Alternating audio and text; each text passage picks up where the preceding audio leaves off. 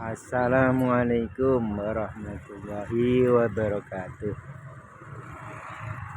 Ini berada di lokasi Rumah Sakit Karyadi. Inilah parkiran sepeda motor mau menikmati hidup dengan kesabaran yang luar biasa, dengan bersyukur, lebih banyak bersyukur karena orang sakit adalah ujian nomor satu. Nomor dua adalah kasih sayang Allah yang diberikan kepada hambanya untuk menguji sampai di mana keimanan kita kepada Allah Subhanahu wa taala. Maka dari itu bersyukurlah untuk menggapai keridhaan Allah Subhanahu wa ta'ala. Maka dari itu banyak-banyaklah bersyukur, karena bersyukur itu sendiri adalah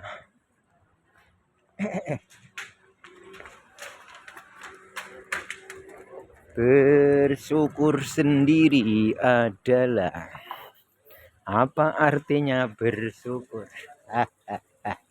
Kita lihat.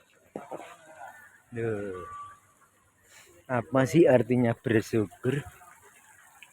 Bersyukur adalah untuk menghentikan sesuatu yang diderita menjadi lebih baik lagi. Mana disebutkan dalam Al-Quran, la in syakartum la azidannakum wa la in kafartum ada bila sadid. Barang siapa yang bersyukur akan ditambah nikmatnya. Kalau orang sakit kok bersyukur, akan ditambah nikmatnya, yaitu sakit jadi sembuh. Itulah maknanya bersyukur. Jangan kalau sakit malah marah-marah, tidak bersyukur ya tambah sakit nantinya. Nanti tambah sakit kalau marah-marah. Nah itu orang sakit itu perlu disyukuri supaya tidak berkelanjutan sakitnya. Begitulah itu yang dinamakan syukur. Jatuh alhamdulillah, sakit alhamdulillah, ujian alhamdulillah. Pasti cepat berlalu, tapi karena marah-marah ya bertambah panjang. Berarti tidak tahu artinya bersyukur. Lihat nih, orang banyak yang sakit. Inilah bentuk kasih sayang Allah yang diberikan kepada orang-orang yang disayangi Allah, orang-orang yang dicintai Allah. Seperti halnya manusia, kalau sayang kepada orang lain, sayang kepada putunya, sayang kepada cucunya, dia mengganggu sampai menangis.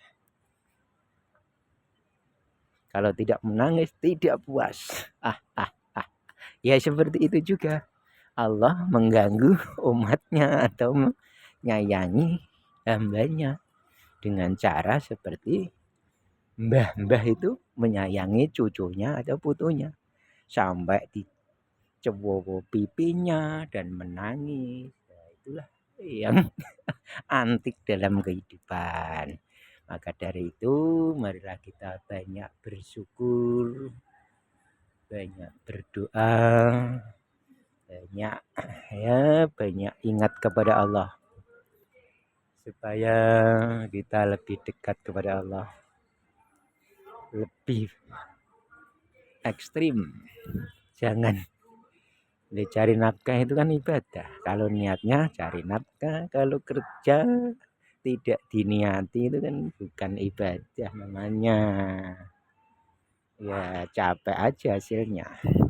setelah dapat rezeki alhamdulillah wa syukurillah la haula wala quwata illa billahil aliyil azim.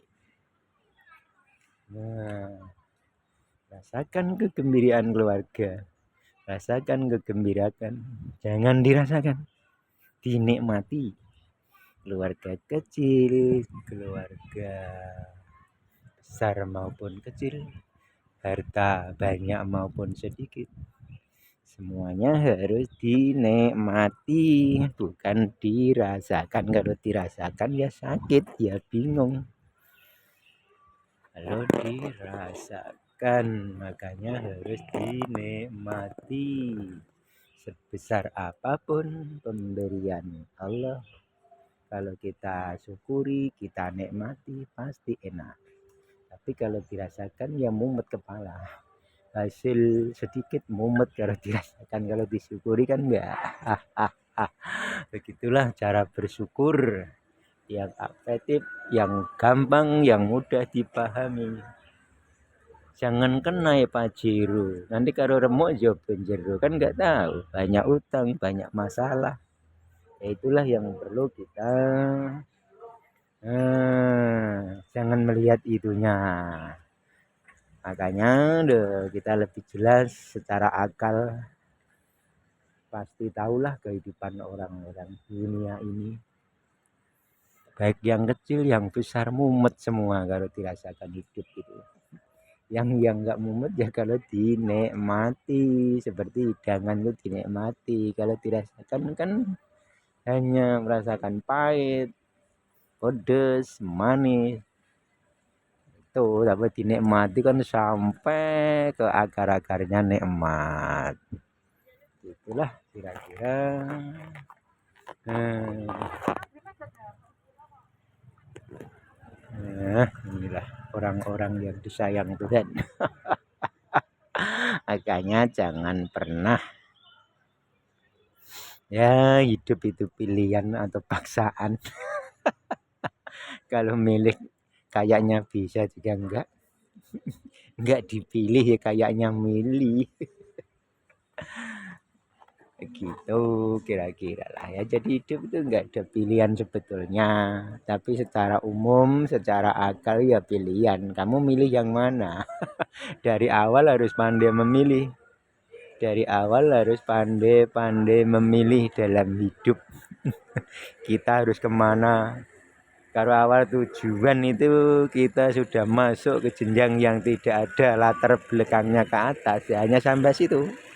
Contohnya, kalau kita mulai dari masuk pabrik, ya itu hanya sampai di situ. Gak mungkin bisa punya pabrik. Tapi kalau dari awal masuknya itu ada jenjang ke atas. Walaupun dari kecil seperti tukang batu, nanti jadi kuli tukang batu, akhirnya jadi tukang, naik jadi mandor, naik jadi, itu cita-cita pilihan. Tapi kalau masuknya salah juga salah. Makanya harus dipikir lebih matang. Itu secara kuliah, secara matematika. Kalau sudah secara matematika benar, secara hukum agama benar, secara segi orang banyak benar, tinggal pilihan kita mau masuk yang mana. Kalau ke atasnya tidak ada ruang ke atas, kalau kamu masuk ya buntu. Seperti itu tadi, masuk pabrik jarum ya sudah jadi karyawan, nggak mungkin kamu punya pabrik jarum. Lebih enak masuk jadi kuli tukang batu, ke atasnya ada jadi pemborong. Oke. Burem ini syutingannya karena siang. Terima kasih bersama Mbah Jinggot Wadi Gembong Sholawat Perintah Pusat.